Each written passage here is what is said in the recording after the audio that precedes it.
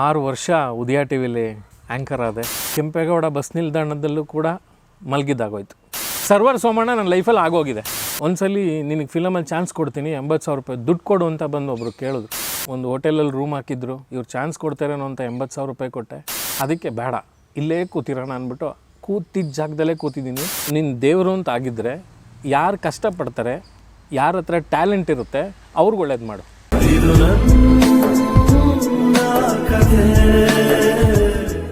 ಅಸಲಿಗೆ ಕಣ್ಣಿಗೆ ಕಾಣದೇ ಇರೋ 100 ವಿಚಿತ್ರಗಳು ನಮ್ಮ ಎದುರುಗಡೆ ನಾಡಿಟ್ಟನೇ ಇರ್ತವೆ.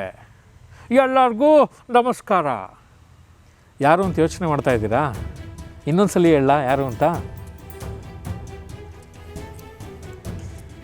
ಎಲ್ರಿಗೂ ನಮಸ್ಕಾರ. ನಾನು ನಿಮ್ಮ ಪ್ರೀತಿಯ ಹೀಗೂ ಉಂಟೆ ರಿತೇಶ್.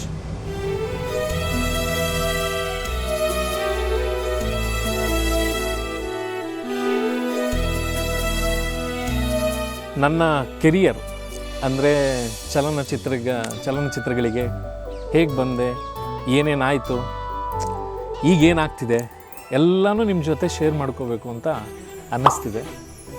ಸೊ ಹಾಗಾಗಿ ಬಾಟಮಿಂದನೂ ಬಂದ್ಬಿಡ್ತೀನಿ. ನಾನು ಹುಟ್ಟಿದೂರು ಬಂದು ತರೀಕೆರೆ ಅಂತ, ಭದ್ರಾವತಿ ಹತ್ರ, ಚಿಕ್ಕಮಗಳೂರು ಜಿಲ್ಲೆ ತರೀಕೆರೆ. ನಮ್ಮದು ಕೂಡ ಮಲೆನಾಡು. ಎಂಥ ಮಲೆನಾಡು ಅಂದರೆ ಅಲ್ಲಿ ಹೋದರೆ ಇಲ್ಲೆಲ್ಲ ಇದ್ದರೆ ಒಂದು ಮುಗಲ್ ಉಸಿರಾಡ್ತೀರಾ, ಅಲ್ಲಿ ನಮ್ಮ ಊರ ಕಡೆ ಬಂದರೆ 2 ಮುಗಲ್ ಉಸಿರಾಡ್ತೀರಾ. ಅಷ್ಟು ಸಖತ್ತಾಗಿದೆ ಮಲೆನಾಡು ನಮ್ಮೂರು.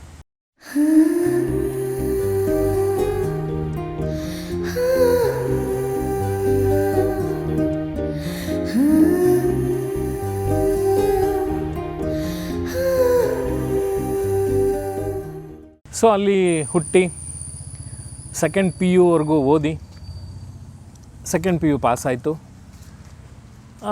ನನಗೆ ಸ್ವಲ್ಪ ಫಸ್ಟಿಂದನೂ ಕೂಡ ಏನಾದರೂ ಮಾಡಬೇಕು ಅನ್ನೋದು ಒಂದು ತಲೆಯಲ್ಲಿತ್ತು. ಯಾವಾಗಿಂದ ಅಂದರೆ ನಾನು 9th ಸ್ಟ್ಯಾಂಡರ್ಡ್ ಓದ್ತಾ ಇರುವಾಗಿಂದನೂ ಕೂಡ ಏನೋ ಒಂದು ಮಾಡಬೇಕು ನಾನು ಅಂತ ಅನ್ನಿಸ್ತಾ ಇತ್ತು. ಸೊ ಅಲ್ಲಿಂದ ಆ ಆಸೆಗಳನ್ನು ಇಟ್ಕೊಂಡು ಬೆಂಗಳೂರಿಗೆ ಬಂದೆ. ಈ ರಾಜಧಾನಿ ಬೆಂಗಳೂರು ನೋಡಿ ಗಾಬರಿ ಆಗಿಬಿಟ್ಟೆ. ಅಯ್ಯೋ ದೇವ್ರೇ, ಈ ಥರ ಇದೆ, ಇಲ್ಲಿ ಏನು ಮಾಡೋದು, ಏನಾಗುತ್ತೆ ಅಂತ ಯೋಚನೆ ಮಾಡಿ ಪುಣ್ಯಾತ್ಮ ಒಬ್ಬ ಗುರು ಅಂತ ನಾನು ನೆನೆಸ್ಕೋಬೇಕು ಇವತ್ತು. ಪ್ಲೇ ಬಾಯ್ಸ್ ಮ್ಯೂಸಿಕ್ ಗುರು ಅಂತ. ಆ ಗುರು ಆರ್ಕೆಸ್ಟ್ರಾದಲ್ಲಿ ಚಾನ್ಸ್ ಕೊಟ್ಟ ನನಗೆ. ಅವನು ಕೂಡ ಒಂದು ಏಜ್ ಸಿಮಿಲರ್ ಆಗಿರೋದ್ರಿಂದ ನಂದು ಒಂದು. ಸೊ ಆ ಮ್ಯಾಚ್ ಆಗಿ ಆರ್ಕೆಸ್ಟ್ರಾಗೆ ಚಾನ್ಸ್ ಸಿಕ್ತು.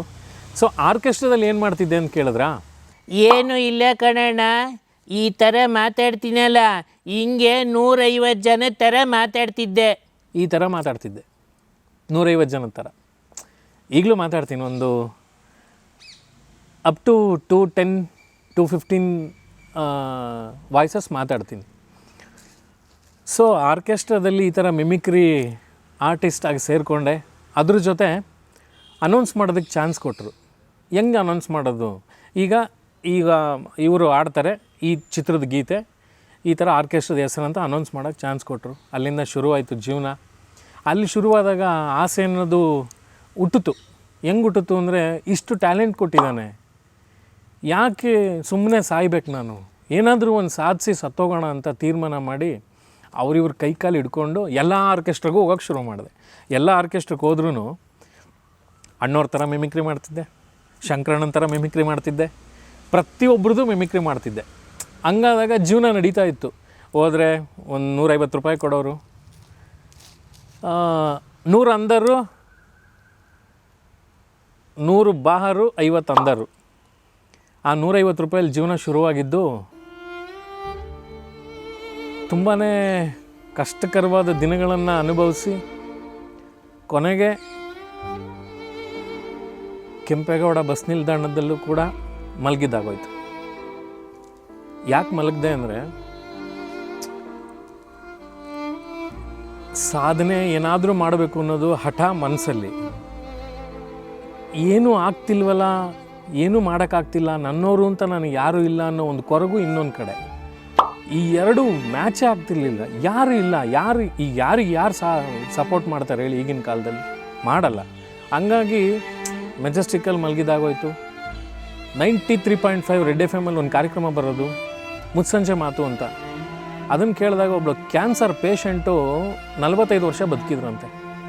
ಹಂಗಾಗಿ ನಾನು ಒಂದ್ಸಲಿ ಹಿಂಗೆಲ್ಲ ನೋಡಿಕೊಂಡೆ, ಇಷ್ಟು ಚೆನ್ನಾಗಿದ್ದೀನಿ, ನಾನು ಎಷ್ಟು ವರ್ಷ ಬದುಕ್ಬೋದು. ನಾನು ಊರಿಗೆ ಹೊರಡೋಕ್ಕೆ ರೆಡಿಯಾಗಿದ್ದೆ, ನಮ್ಮೂರಿಗೆ. ಯೋಚನೆ ಮಾಡಿದೆ, ಈ ಕಡೆಗೆ ಹೋದರೆ 380 ಕಿಲೋಮೀಟ್ರು, ಏನೂ ಮಾಡೋಕ್ಕಾಗಲ್ಲ. ಇಲ್ಲಿದ್ದರೆ ಏನಾದ್ರು ಮಾಡ್ಬೋದು, ಬೆಂಗಳೂರಲ್ಲಿದ್ದರೆ.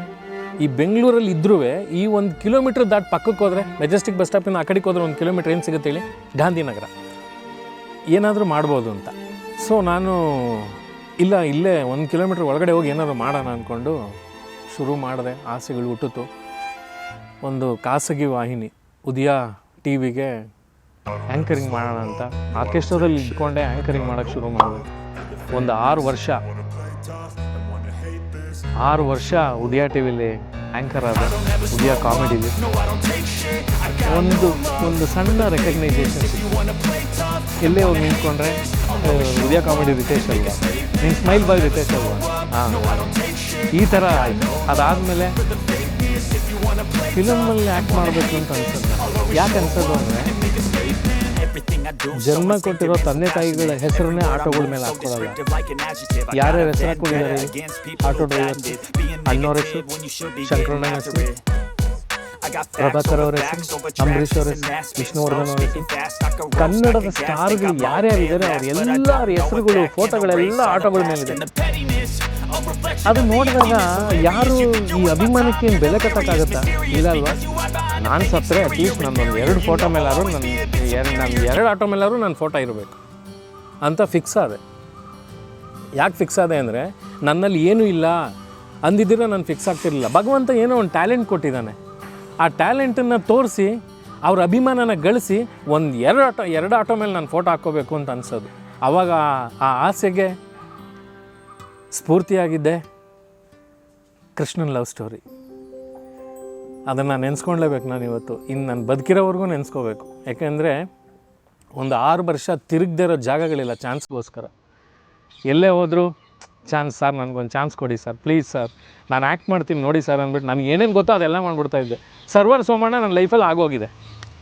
ಜಗ್ಗೇಶ್ ಅಣ್ಣಂದು ಎಲ್ಲ ಎಂಜಾಯ್ ಮಾಡೋರು, ನಗೋರು, ಎಷ್ಟೊಂದು ಟ್ಯಾಲೆಂಟ್ ಇದೆ ನಿನಗೆ ಅನ್ನೋರು. ಆ ಫ್ರ್ಯಾಕ್ಷನ್ ಆಫ್ ಸೆಕೆಂಡಿಗೆ ವಾಯ್ಸ್ ಚೇಂಜ್ ಮಾಡ್ತಾಯಿದ್ದೆ.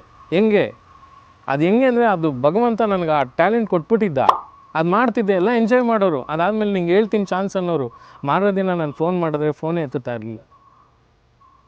ಇದು ಹಾಳಾಗೋಗ್ಲಿ. ಒಂದ್ಸಲಿ ನಿನಗೆ ಫಿಲಮಲ್ಲಿ ಚಾನ್ಸ್ ಕೊಡ್ತೀನಿ, 80,000 ರೂಪಾಯಿ ದುಡ್ಡು ಕೊಡು ಅಂತ ಬಂದು ಒಬ್ರು ಕೇಳೋದು. ಸಾಲನ ಸೋಲನ ಮಾಡಿ 80,000 ರೂಪಾಯಿ ಕೊಟ್ಟೆ. 2007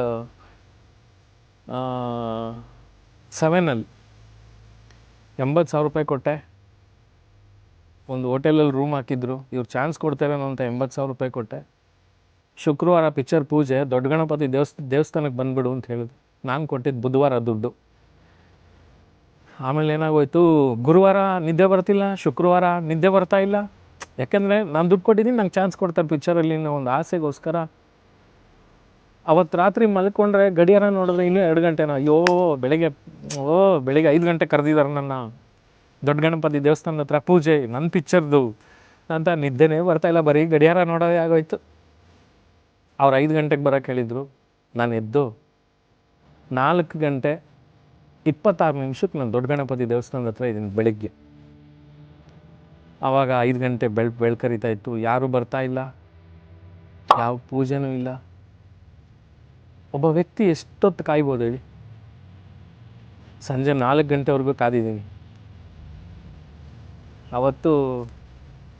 ಅವತ್ತಾಗಿದ್ದು ಆ ಗಣೇಶನಿಗೆ ಗೊತ್ತು. ನಾನು ಎಲ್ಲಾದರೂ ಆ ಕಡೆ ಎದ್ದೋದ್ರೆ ಬಂದು ಪೂಜೆ ಮಾಡ್ಕೊಂಡು ಹೋಗ್ಬಿಟ್ರೆ, ಸಪೋಸ್ ನಾನು ಇಲ್ಲಿಂದ ಆ ಕಡೆ ಪಕ್ಕಕ್ಕೆ ಹೋದಾಗ ಬಂದು ಪೂಜೆ ಮಾಡ್ಕೊಂಡು ಹೋಗ್ಬಿಟ್ರೆ, ಅದಕ್ಕೆ ಬೇಡ, ಇಲ್ಲೇ ಕೂತಿರೋಣ ಅಂದ್ಬಿಟ್ಟು ಕೂತಿದ್ದ ಜಾಗದಲ್ಲೇ ಕೂತಿದ್ದೀನಿ. ಅವತ್ತು ಗಣೇಶನಿಗೆ ಕೈ ಮುಗಿದ್ಬಿಟ್ಟು ಸಂಜೆ 4 ಗಂಟೆ ಆದಮೇಲೆ ಅಲ್ಲಿಂದ ಊಟನೂ ಮಾಡಿಲ್ಲ, ನೀರು ಕುಡ್ದಿಲ್ಲ. ಇದೆಲ್ಲ ನಮ್ಮ ಮನೇಲಿ ಗೊತ್ತಿಲ್ಲ. ಗೊತ್ತಾದರೂ ತುಂಬ ಫೀಲ್ ಮಾಡ್ಕೊತಾರೆ. ಸಂಜೆ 4 ಗಂಟೆಗೆ ಎದ್ದು ಬಂದಿದ್ದೀನಿ ಕೂತಿರೋ ಜಾಗದಿಂದ. ಹಂಗೆ ಬರಲಿಲ್ಲ, ಕಣ್ಣು ತುಂಬ ನೀರು ತುಂಬಿಕೊಂಡು ಗಣೇಶನಿಗೆ ಕೈ ಮುಗಿದ್ಬಿಟ್ಟು ಅವತ್ತೊಂದು ಮಾತು ಹೇಳಿದೆ. ನಾನು ದಡ್ಡನೋ ಬುದ್ಧಿವಂತನೋ ಗೊತ್ತಿಲ್ಲ, ನಿನ್ನ ದೇವರು ಅಂತ ಆಗಿದ್ದರೆ ಯಾರು ಕಷ್ಟಪಡ್ತಾರೆ, ಯಾರ ಹತ್ರ ಟ್ಯಾಲೆಂಟ್ ಇರುತ್ತೆ ಅವ್ರಿಗೆ ಒಳ್ಳೇದು ಮಾಡು. ನನಗೆ ಮಾಡಿದೆಯಲ್ಲ ಆ ಥರ ಮಾಡೋಕ್ಕೆ ಹೋಗ್ಬೇಡ ಅಂತ ಅವನಿಗೆ ಕೈ ಮುಗಿದ್ಬಿಟ್ಟು ಬಂದೆ. ಒಂದು 4 ವರ್ಷ ಆ ದೇವ್ರ ಕಡೆಗೆ ತಿರುಗು ಕೂಡ ನೋಡಿರಲಿಲ್ಲ, ಬೇಜಾರಾಗೋಗ್ಬಿಟ್ಟಿತ್ತು. ಆಮೇಲೆ ಮತ್ತೆ ಮರಳಿ ಯತ್ನವ ಮಾಡು ಅಂತ ಹೇಳ್ತಾರಲ್ಲ, ಆ ಥರ ಮತ್ತೆ ಆ್ಯಕ್ಟಿಂಗ್ ಮಾಡಬೇಕು. ಆವಾಗ ಕೈ ಹಿಡ್ದಿದ್ದೆ ನನ್ನ ಆರಾಧ್ಯ ದೈವ, ನನ್ನ ಗುರುಗಳು. ಎಷ್ಟು ಹೇಳಿದ್ರು ಕಮ್ಮಿನೇ ಅವ್ರ ಬಗ್ಗೆ. ಶಶಾಂಕ್ ಸರ್ ಕೃಷ್ಣನ್ ಲವ್ ಸ್ಟೋರಿಗೆ ಒಂದು ಪಾತ್ರ ಕೊಟ್ಟರು. ಆ ಪಾತ್ರ ನೀವು ನೋಡಿದ್ದೀರ. ಅಜಯ್ ಜಿ ಜೊತೆ, ರಾಧಿಕಾ ಮೇಡಮ್ ಜೊತೆ ಒಂದು ಅದ್ಭುತವಾದ ಕ್ಯಾರೆಕ್ಟರು ಕನ್ನಡ ಚಿತ್ರರಂಗಕ್ಕೆ ಗೊತ್ತಾಯಿತು. ಆ ಕ್ಯಾರೆಕ್ಟ್ರು ಹಿಟ್ಟಾಯಿತು. ಅದರಿಂದ ನನ್ನ ಜೀವನ, ಚಲನಚಿತ್ರರಂಗದ ಜೀವನ ಪ್ರಾರಂಭವಾಯಿತು. 2010 ಫಿಲಮ್ ರಿಲೀಸ್ ಆಯಿತು. ಅದು ಹೇಳೋಕ್ಕಾಗಲ್ಲ, ಅಷ್ಟು ಖುಷಿಯಾಗ್ಬಿಟ್ಟಿತ್ತು. ನನ್ನ ಮೊದಲನೇ ಚಿತ್ರ ಅದು. ಹೀಗೂ ಉಂಟೆ ಕ್ಯಾರೆಕ್ಟ್ರು ಹಿಟ್ಟಾಗೋಗ್ಬಿಟ್ಟಿತ್ತು. ಎಲ್ಲೇ ರೋಡಲ್ಲಿ ಹೋದರೂ ಕೂಡ ಬಂದು ಪೆಗ್ನ ನಂತರ ಅನ್ನೋದು ನನ್ನ ಎದುರುಗಡೆನೆ. ಅಷ್ಟು ಖುಷಿ ಆಯಿತು. ಅಷ್ಟು ಖುಷಿಯಾಗಿ ಜೀವನ ನಡೀತಾ ಇದೆ. ಇವಾಗ ಇಲ್ಲಿವರೆಗೂ ಬಂದು ನಿಂತಿದೆ. 7 ಬೀಳುಗಳ ಮಧ್ಯೆ, ಒಳ್ಳೆಯವ್ರು ಕೆಟ್ಟವ್ರ ಮಧ್ಯೆ, ಒಳ್ಳೆಯವ್ರ ಜೊತೆ ಒಳ್ಳೆಯವನಾಗಿ, ಕೆಟ್ಟವ್ರ ಜೊತೆ ಕೆಟ್ಟವನಾಗಿ ಆಗಿಲ್ಲ. ಒಳ್ಳೆಯವ್ರ ಜೊತೆ ಒಳ್ಳೆಯವನಾಗಿ, ಕೆಟ್ಟವ್ರನ್ನ ಜೊತೇಲಿ ಇಟ್ಕೊಂಡು, ಒಳ್ಳೆತನದಲ್ಲಿ ಒಳ್ಳೆ ಕೆಲಸ ಮಾಡಿಸ್ಕೊಂಡು ಇಷ್ಟು ದೂರ ಬಂದಿದ್ದೀನಿ. ಇಷ್ಟು ದೂರ ಬಂದ್ರೂ ಎಲ್ಲೋ ಒಂದು ಸಣ್ಣ ಕೊರತೆ ಮೀನ್ಸ್ ಒಂದು ಸಮಾಧಾನ ಇಲ್ಲ. ಯಾಕೆ ಸಮಾಧಾನ ಇಲ್ಲ ಅಂದರೆ, ಎಷ್ಟೋ ಪಿಕ್ಚರ್ಗಳಾಗೋಯ್ತು. ಒಂದು 55-60 ಪಿಕ್ಚರ್ ಆಗೋಯ್ತು. 60 ಪಿಕ್ಚರ್ ಆದ್ರೂ ಕೂಡ ಇನ್ನೂ ಏನಾದರೂ ಮಾಡಬೇಕು, ನನ್ನ ಟ್ಯಾಲೆಂಟನ್ನು ಜನಗಳಿಗೆ ಇನ್ನೂ ತೋರಿಸ್ಬೇಕು. ಯಾಕೆಂದರೆ ಹಿಂಡಿದಷ್ಟು ಬರುತ್ತಲ್ಲ ಕಬ್ಬು, ಆ ಥರ ನಾನು ಹಿಂಡಿದಷ್ಟು ಬರ್ತೀನಿ, ಅದಂತೂ ಸತ್ಯ.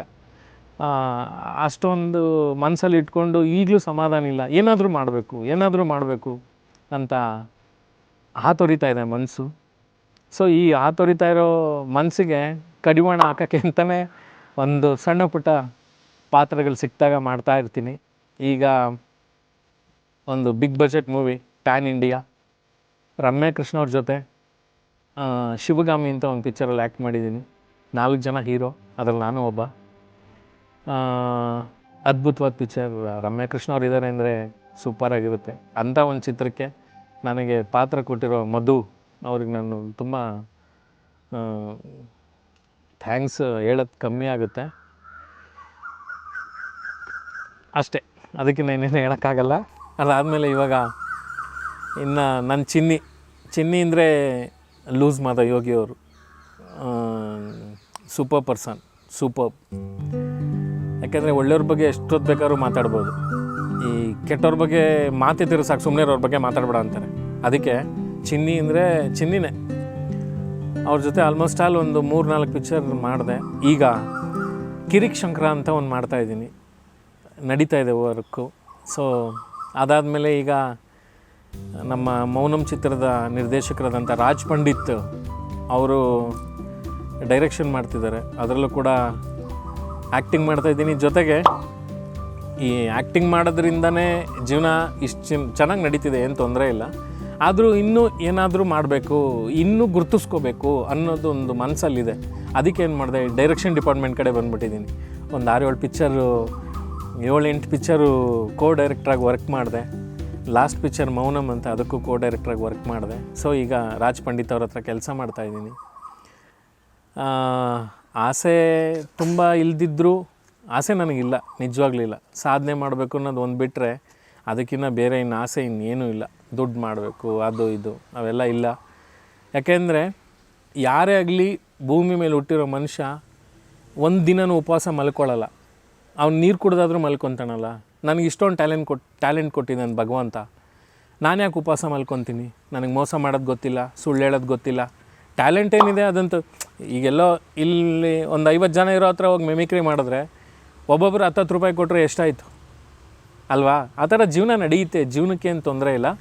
ಏನಾದರೂ ಅಚೀವ್ಮೆಂಟ್ ಮಾಡಬೇಕು ಅನ್ನೋದಿದೆಯಲ್ಲ, ಅದು ಮಾತ್ರ ಕಮ್ಮಿ ಆಗೋಲ್ಲ, ಜಾಸ್ತಿ ಆಗ್ತಾನೇ ಇದೆ. ಅದಕ್ಕೆ ನೀವು ಯಾರ್ಯಾರು ನೋಡ್ತಿದ್ದೀರೋ ನಿಮ್ಮೆಲ್ಲರ ಸಪೋರ್ಟು ಬೇಕು, ಮತ್ತು ಆಶೀರ್ವಾದನೂ ಬೇಕು. ಆಶೀರ್ವಾದ ಯಾಕೆ ಬೇಕು ಅಂತಂದರೆ, ಇವತ್ತಿನವರೆಗೂ ಕಲಾವಿದರು ಅಂತ ಯಾರ್ಯಾರು ಇದ್ದಾರೋ ನಮ್ಮ ಕನ್ನಡ ಇಂಡಸ್ಟ್ರೀಲಿ ಅವರೆಲ್ಲರಿಗೂ ನೀವು ಆಶೀರ್ವಾದ ಮಾಡಿ ನಿಮ್ಮ ಪುಟ್ಟ ಹೃದಯದಲ್ಲಿ ಅವ್ರಿಗೊಂದು ಸ್ಥಾನ ಕೊಟ್ಟಿರ್ತೀರಲ್ಲ, ಅದೇ ರೀತಿ ನನ್ನಂಥ ಪುಟ್ಟ ಕಲಾವಿದರು ಕೇಳ್ಕೊಳ್ಳೋದು ಏನು ಗೊತ್ತಾ? ಹಾಂ, ಶಿವನೇ, ನಿಮ್ಮ ಈ ದಪ್ಪ ಹೃದಯದೊಳಗೆ ನಮ್ಮ ಹುಡುಗ ರಿತೇಶನ್ ಇಟ್ಕೊಳ್ಳೋಕ್ಕೆ ಈಟೆ ಜಾಗ ಕೊಟ್ಬಿಡಿ ಶಿವನೇ. ಅವನೇನು ಕೇಳ್ತಾನೆ ಅಲ್ವಾ? ಆ ಥರ ಆ ಪುಟ್ಟ ಹೃದಯದಲ್ಲಿ ನನಗೊಂದು ಜಾಗ ಕೊಟ್ಟಿರ್ತೀರ ಅಂತ ಭಾವಿಸ್ತೀನಿ. ಮತ್ತೊಮ್ಮೆ ಎಲ್ಲರಿಗೂ ಹೀಗೂ ಉಂಟೆ ರಿತೇಶ್ ಕಡೆಯಿಂದ ಹಾಗೂ ಕ್ರಿಯೇಟಿವ್ ಕ್ಲೌಡ್ ಟಿವಿಯ ಎಲ್ಲ ನನ್ನ ಫ್ರೆಂಡ್ಸೇ, ಅವರೆಲ್ಲರಿಗೂ ತುಂಬ ಥ್ಯಾಂಕ್ಸ್ ಹೇಳೋಕ್ಕೆ ಇಷ್ಟಪಡ್ತೀನಿ. ಗುರ್ತಿಸಿ ಇಲ್ಲ ರಿತೇಶ್ ಅವ್ರು ಇದ್ದಾರೆ ಮಾತಾಡ್ಸೋಣ ಅಂತ ಇವತ್ತು ಮಾತಾಡಿಸಿ ನಿಮ್ಗಳ ಜೊತೆ ನನ್ನ ಒಂದು ಅನಿಸಿಕೆ ಅಭಿಪ್ರಾಯಗಳನ್ನ ಹಂಚ್ಕೊಳ್ಳೋದಕ್ಕೆ ಅವಕಾಶ ಮಾಡಿಕೊಟ್ಟಿರೋ ಆ ಟಿ ವಿಯ ಎಲ್ಲ ನನ್ನ ಸ್ನೇಹಿತರಿಗೆ ತುಂಬ ಹೃದಯದ ಧನ್ಯವಾದಗಳನ್ನು ಹೇಳೋಕ್ಕೆ ಇಷ್ಟಪಡ್ತೀನಿ. ಕೊನೆಯದಾಗಿ ನಗರಿ ನಗರಿ ನಗರಿ ಹೆಂಗೆ ನಗಬೇಕು ಗೊತ್ತಾ? ಮನಸ್ಸು ಬಿಚ್ಚಿ ನಗರಿ, ನಗ್ತಾ ಇರಿ, ಸಂತೋಷವಾಗಿರಿ.